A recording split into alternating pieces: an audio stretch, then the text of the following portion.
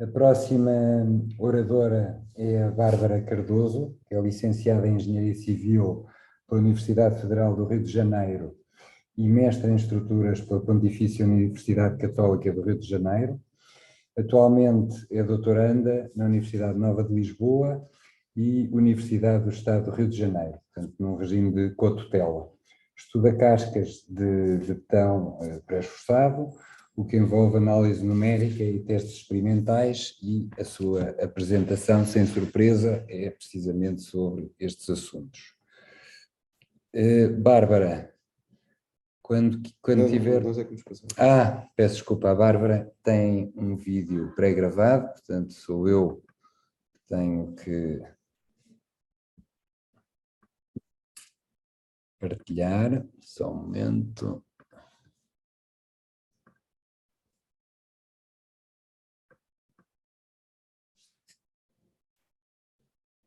Ok.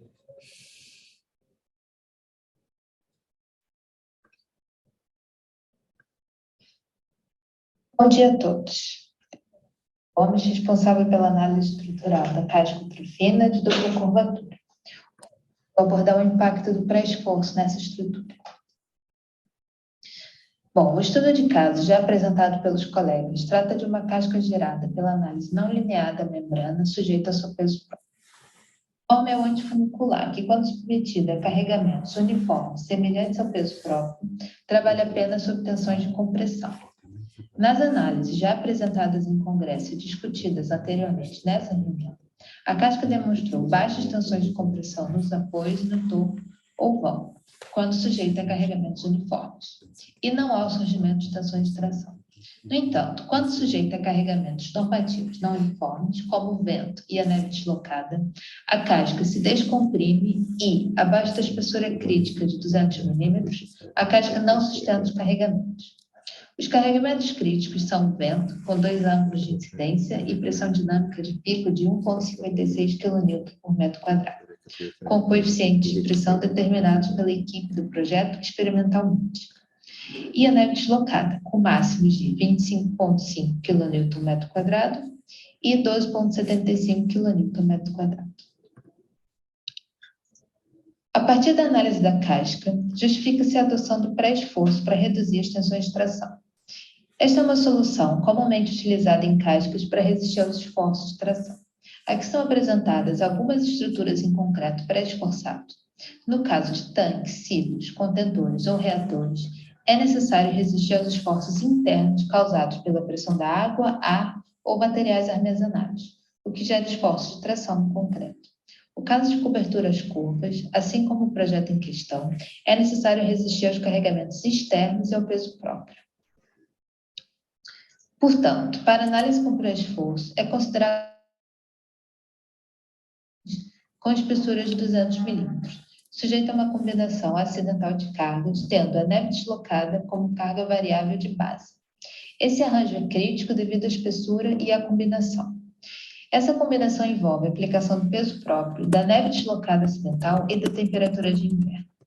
Aqui são mostradas as vistas superior e inferior da casca com o diagrama de tensões máximas principais, na qual as tensões de tração atingem a resistência do concreto.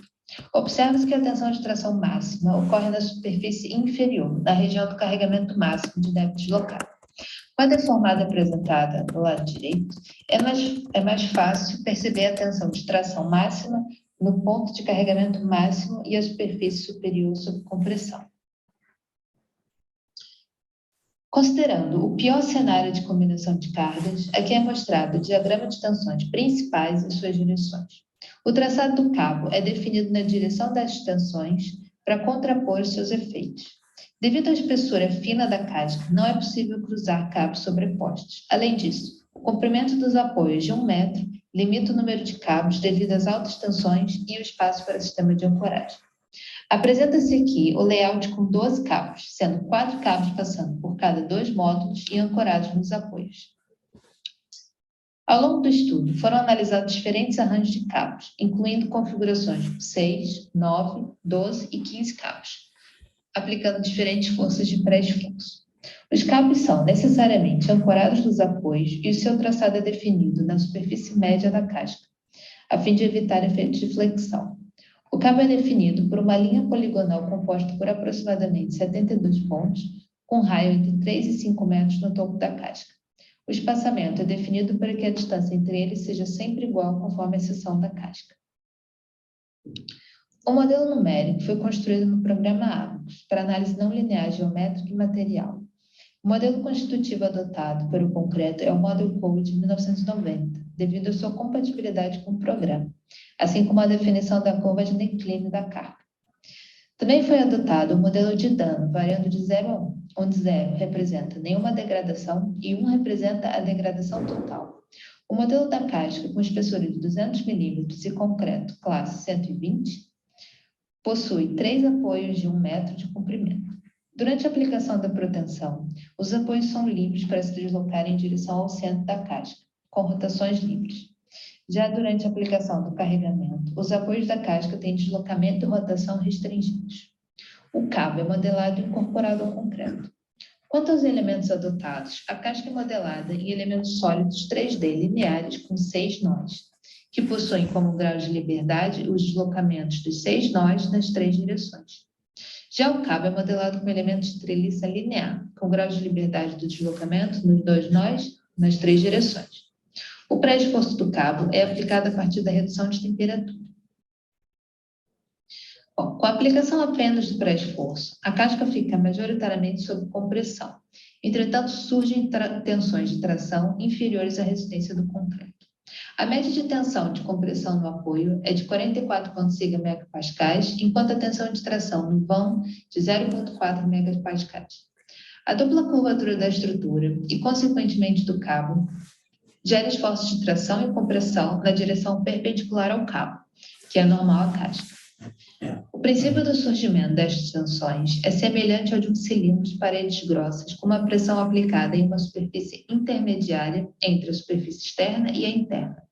O pré-esforço gera uma tensão na direção radial, resultando em esforços de tração imediatamente acima do cabo e esforços de compressão imediatamente abaixo do cabo, ambos na direção radial, que é a mesma direção normal à casca. A tensão tende a zero nas superfícies externa e interna, alcançando os valores máximos na superfície média, onde as tensões invertem o sinal. O valor máximo observado de tensão radial é de 0,9 MPa, que é inferior à resistência do concreto, mas não deve ser negligenciado pela possibilidade de falha pela delaminação do concreto. Ao comparar os diagramas de tensão máxima na casca em concreto simples, na imagem superior, e em concreto pré-esforçado, na imagem inferior, a tração não atinge a resistência do concreto, mas ainda há descompressão da casca. A casca passa a suportar o carregamento de neve acidental deslocada e reduz a extensão espacial das tensões de tração. Também é possível observar no diagrama que, na região com valores moderados de tração, a superfície oposta está completamente comprimida. Comparando a casca com uma elevada força de pré-esforço de 1000 kN e uma com 133 kN, ambas conseguem sustentar o carregamento. No entanto, para a carga crítica, a casca com menor propensão atinge a resistência à tração do concreto. Para suportar as cargas críticas, um baixo valor de pré-esforço é suficiente, mas para reduzir significativamente a descompressão e contrapor o efeito do carregamento, é necessário um alto valor de pré-esforço. Alguns aspectos importantes devem ser considerados. Conforme a forma de geração da casca, seja apenas pré-esforçada ou com a aplicação do peso próprio, a casca fica sujeita principalmente a esforços de compressão, com valores muito inferiores à resistência do concreto. Isso significa que a estrutura é capaz de suportar cargas, principalmente por compressão, o que é favorável em termos de resistência. No entanto, é importante não negligenciar as tensões de tração radiais geradas pela aplicação do pré-esforço em uma estrutura com curvatura dupla. É possível e documentada a possibilidade de delaminação do concreto na superfície do cabo, o que deve ser levado em consideração para garantir a integridade da estrutura. O pré-esforço tem o efeito de reduzir a magnitude e a distribuição espacial das tensões de tração geradas pela carga crítica. Isso aumenta a capacidade de resistência da casca e ajuda a torná-la mais eficiente em termos estruturais. No entanto, para reduzir significativamente o efeito das cargas críticas, é necessário aplicar um nível elevado de força de pré-esforço. O uso de um concreto de alto desempenho é justificado devido à necessidade de um esforço de pré-esforço elevado na estrutura. Além disso, a incorporação de fibras no concreto é recomendada, uma vez que existem esforços de tração inevitáveis que não devem ser desconsiderados. As fibras podem ajudar a melhorar a capacidade de resistência à tração do concreto e aumentar a durabilidade da estrutura. Obrigada a todos pela atenção. Estou aberta e disponível para dúvidas e questionamentos.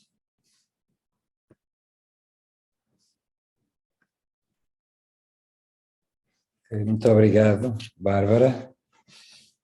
Já vi que já tem aí o vídeo ligado, perfeito. Peço então à assistência que façam o favor de colocar diretamente questões à Bárbara, porque aqui no chat não foi colocada nenhuma questão.